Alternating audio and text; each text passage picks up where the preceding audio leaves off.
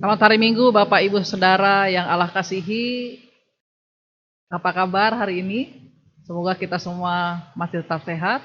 Dan mari kita berdoa sebelum membaca dan merenungkan firman Tuhan. Kita menundukkan kepala. Allah yang Maha Baik, kami datang kepadamu dengan penuh ucapan syukur. Kasih sayang Tuhan boleh terus-menerus kami alami hingga saat ini. Dan kami sungguh bersyukur atasnya. Di tengah-tengah sukacita kami beribadah kepadamu pada hari Minggu ini, kami juga percaya bahwa Engkau hadir melalui pemberitaan firman-Mu yang kudus. Namun kami sadari akan keterbatasan diri kami untuk memahami firman-Mu itu. Oleh karenanya kami datang kepadamu ya Allah, pemilik firman ini. Kiranya Roh Kudus-Mu membimbing dan menuntun kami supaya kami dapat memahami dengan baik firman-Mu dan melakukannya. Dalam pengasihan Tuhan Yesus Kristus, firman Allah yang hidup juru selamat kami berdoa kepada Bapa di sorga. Amin. Jemaat Tuhan, hari ini kita akan membaca dari Injil yang ditulis oleh Matius pasal 16 ayat 13 hingga yang ke-20. Injil Yesus yang ditulis oleh Matius pasal 16 ayat 13 sampai 20. Saya akan membacanya untuk kita sekalian. Setelah Yesus tiba di daerah Kaisarea Filipi, ia bertanya kepada murid-muridnya, "Kata orang, siapakah anak manusia itu?"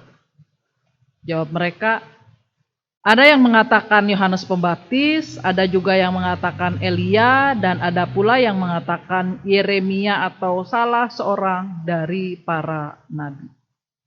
Lalu Yesus bertanya kepada mereka, "Tetapi apa katamu, siapakah aku ini?" Maka jawab Simon Petrus, "Engkau adalah Mesias, anak Allah yang hidup."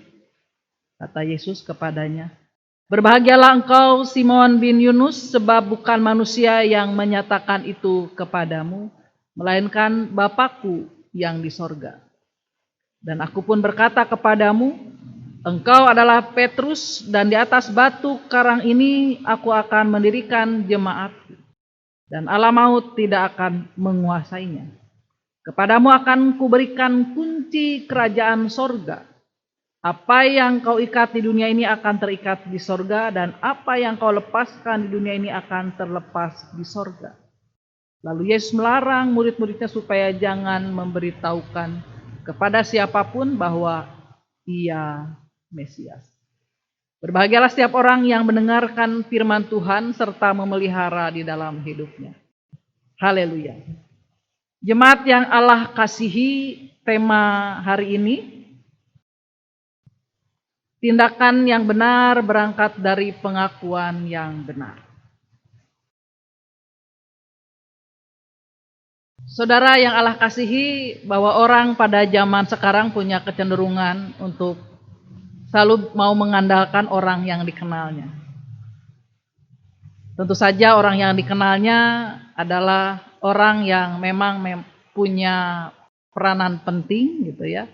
Orang yang memang punya pengaruh penting dalam kehidupan sosial.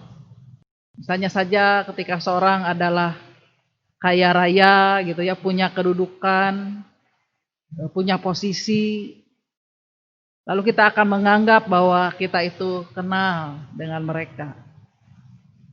Namun bisa saja karena rasa kenal tersebut, kita jadi memanfaatkan orang itu.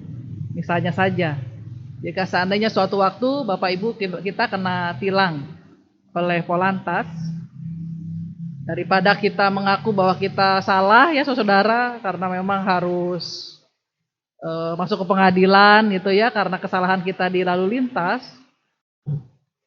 lalu kita akan mengaku-ngaku bahwa kita adalah anak dari Brigjen Anu gitu ya, anak dari Jenderal Anu, saudara dari Jenderal Anu dan lain sebagainya. Tentu saja ini hanya salah satu saudara. Oleh karenanya bisa saja sebenarnya kita memang tidak mengenal siapa orang itu, hanya mengaku-ngaku saja. Saudara, sebagai orang percaya kita pun tentu saja mengakui siapa sih Tuhan Yesus sebenarnya. Kita mengimani bahwa Tuhan Yesus adalah Mesias, Tuhan Yesus adalah anak Allah. Sebab kita percaya bahwa karena karyanya kita juga diselamatkan.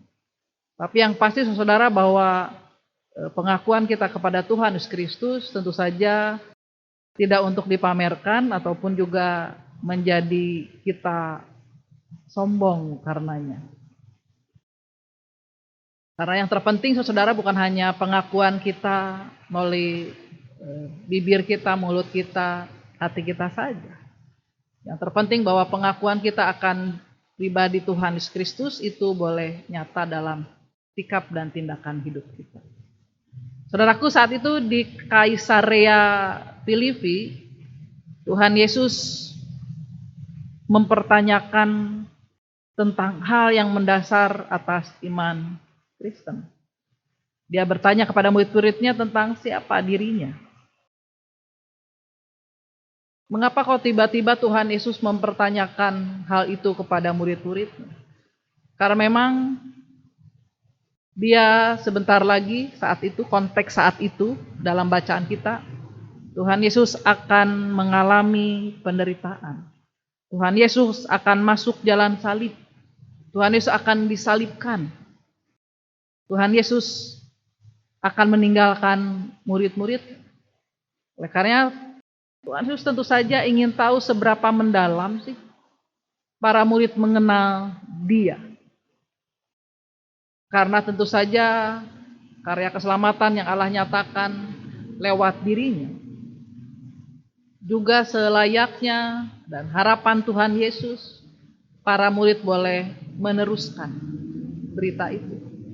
Boleh menyaksikan, boleh bersaksi tentang siapa Dia sesungguhnya.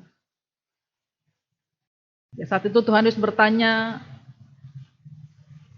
siapakah anak manusia itu? Tuhan bertanya kepada murid-muridnya, siapakah anak manusia itu? Dengan spontan para murid menjawab bahwa Tuhan Yesus adalah Yohanes Pembaptis. Ada juga yang menjawab dia adalah Elia. Ada juga yang mengatakan Tuhan Yesus itu Yeremia. Ada juga yang mengatakan salah seorang dari para nabi. Tetapi secara pribadi saudara pada saat itu Tuhan Yesus bertanya kepada Simon Petrus, apa katamu siapakah aku ini? Tuhan Yesus bertanya seperti itu kepada Simon Petrus.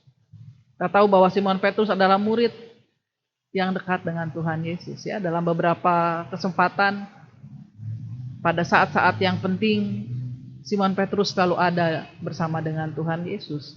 Nah, saat itu Tuhan bertanya kepada Simon Petrus, apa katamu siapakah aku ini? Dan dengan lantang Simon Petrus menjawab, engkau adalah Mesias, anak Allah yang hidup. Sebuah jawaban yang rupa-rupanya berkenan di hadapan Tuhan. Tuhan senang dengan apa yang disampaikan oleh Simon Petrus. Karena saat itu juga Tuhan Yesus langsung mengatakan bahwa yang dikatakan oleh Simon Petrus itu berasal dari Allah Bapa di sorga. Tuhan Yesus meyakini bahwa apa yang disampaikan oleh Simon Petrus itu semata-mata dari Allah yang menggerakkan dia. Tapi tentu saja jawaban yang disampaikan oleh Simon Petrus adalah sebuah jawaban yang matang. Pengetahuan yang matang tentang siapa sesungguhnya Tuhan Yesus bagi Simon Petrus. Nah, saudaraku yang Allah kasihi, kalau seandainya pertanyaan Tuhan itu juga berlaku kepada saudara dan saya, kira-kira apa jawaban kita? Bukankah kita ketika mengaku diri sebagai murid-murid Kristus, tentu saja kita juga meyakini bahwa Tuhan Yesus adalah Mesias penyelamat.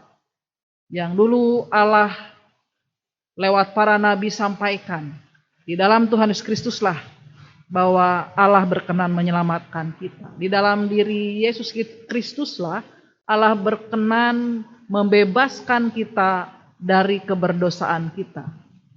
Oleh karenanya tentu saja pengakuan yang perlu dimiliki oleh setiap orang percaya bukan hanya di bibir saja, di mulut saja, di hati saja. Tentu saja perlu kita wujudkan dalam sikap, tindakan, dan perbuatan kita. Dimanapun kita berada, teristimewa ketika kita ada di tengah-tengah persekutuan sebagai orang percaya. Ketika kita mengimani Yesus adalah Tuhan dan Juru Selamat kita, di tengah-tengah situasi yang sulit saat ini, kita juga akan meyakini bahwa kuasa Yesus juga boleh dinyatakan atas kita. Kuasa kesembuhan dari Yesus juga pasti akan menjamah bagi setiap kita yang sakit. Dengar bilur-bilurnya, Dia juga akan menyembuhkan setiap kita yang saat ini menderita karena sakit penyakit, yang mungkin juga sudah berputus asa karenanya. Ketika meyakini Tuhan Yesus adalah Mesias penyelamat, yakinlah bahwa Dia juga sanggup menyembuhkan sakit penyakit yang kita derita. Atau mungkin bisa saja saat ini kita juga mengalami duka cita, mengalami berbagai kepedihan dalam kehidupan kita.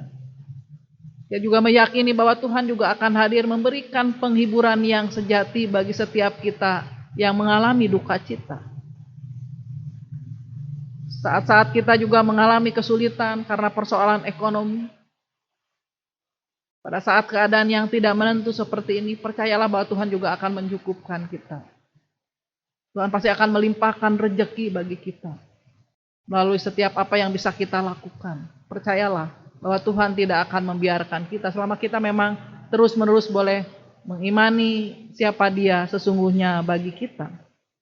Dan kita juga akan terus percaya bahwa kuasa-Nya juga akan terus nyata dalam hari-hari kehidupan kita di masa adaptasi kebiasaan baru ini. Kita tahu resesi juga boleh semakin kita rasakan, dan kita tahu bahwa kita juga mungkin bingung dengan kehidupan ini. Akan masa depan kita atau apapun yang akan terjadi dalam kehidupan kita. Ya, percayalah bahwa Tuhan Sang Penyelamat kita tidak hanya menyelamatkan kita dari keberdosaan kita itu, tetapi juga akan menyelamatkan kita pada masa-masa seperti saat-saat ini. Selama kita memang mau terus percaya dan mengimani Dia. Dan bahkan tentu saja dalam pengharapan itu tidak saja untuk diri kita sendiri, dalam kehidupan pengembangan persekutuan sebagai umat Tuhan, kita pun juga tidak akan segan-segan untuk terus berupaya melakukan berbagai hal yang terbaik untuk mendukung pelayanan di rumah Tuhan. Kiranya Roh Kudus Tuhan membantu dan menolong kita, meyakinkan kita secara lebih lagi, saudara, bahwa Tuhan Yesus adalah Juru Selamat bagi kita semua. Tuhan memberkati kita. Amin.